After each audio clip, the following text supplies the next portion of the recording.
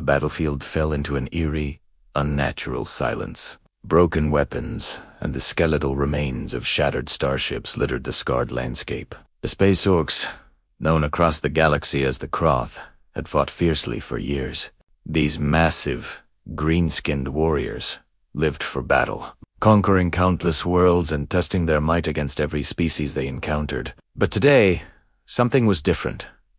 Something was deeply, unsettlingly wrong. Captain Vark of the formidable Kroth 9th Legion peered over the edge of a jagged ridge, his wide eyes fixed on the scene below, unable to process what he was seeing. A small squad of humans, impossibly small and fragile-looking, was moving across the churned earth. They were completely unharmed.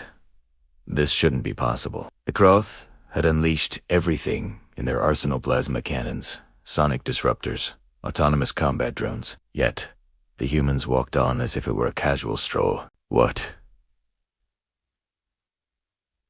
How are they still standing? Vark muttered to his second-in-command, his voice a low growl of disbelief. He watched as one of the humans knelt beside a downed Kroth combat robot, one of their most feared ground units. The machine lay sparking and broken, a testament to the brutal fighting. With a calm precision that sent a shiver down Vark's spine, the human began to examine the robot's inner workings. Then, with tools Vark couldn't even identify, the humans started salvaging parts. They took the very weapon that was meant to annihilate them and used its components to repair their own battered equipment. It was as if they were drawing strength, literally and metaphorically, from the very thing designed to bring their end. The effect on the Kroth Legion was immediate and profound. A wave of confusion and unease rippled through their ranks. These were warriors bred for generations to understand only one thing: overwhelming force. But this was something else entirely.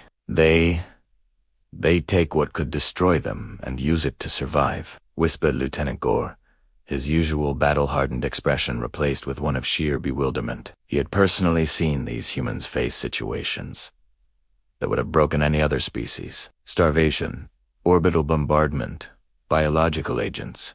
And each time they emerged, not just alive, but more capable than before. It wasn't just survival. That, the Kroth could understand.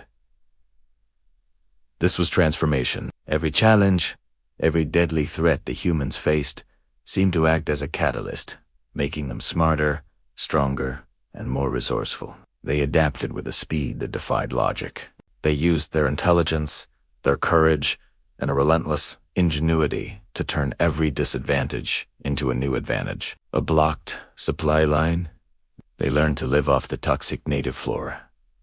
A new Kroth weapon system. Within a week, they had reverse-engineered a countermeasure. The Kroth had never encountered anything like it. Their entire philosophy of war was built on a simple premise: apply more force until the enemy breaks. But how do you break an enemy that doesn't just resist the force, but absorbs it and uses it to forge itself anew? It was like trying to extinguish a fire by throwing fuel on it. The harder the Kroth pushed, the brighter the flame of human resilience burned. They were facing a species that thrived on adversity. Standing on that ridge, watching the humans methodically turn his legion's greatest weapons into their own tools, Captain Vark finally understood the terrifying truth. The war was already over.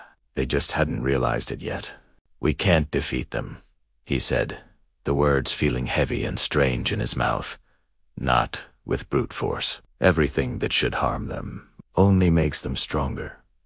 The realization spread through the Kroth command like a shockwave. The war, a conflict that had consumed decades and countless lives, ground to an abrupt halt. There were no grand treaties, no formal surrenders. The Kroth simply stopped fighting. In a gesture that went against every instinct they possessed, they lowered their weapons. The humans, in their quiet, methodical way, didn't celebrate. They didn't cheer or taunt their defeated foes. They simply kept moving forward, their expressions calm and confident. Their actions spoke louder than any words of victory could. They had shown the Kroth, and perhaps the galaxy, that understanding and adaptability could be far more powerful than blind aggression. From that day forward, the relationship between the two species changed forever. The Kroth learned a new concept: respect. They no longer saw humans as easy prey, but as a force of nature, unyielding and utterly unbreakable. The war had ended not with a bang of destruction, but with a quiet sense of awe. The humans had taught the galaxy a profound lesson. The things we fear most can become our greatest source of strength, and in doing so, they had changed the future for everyone.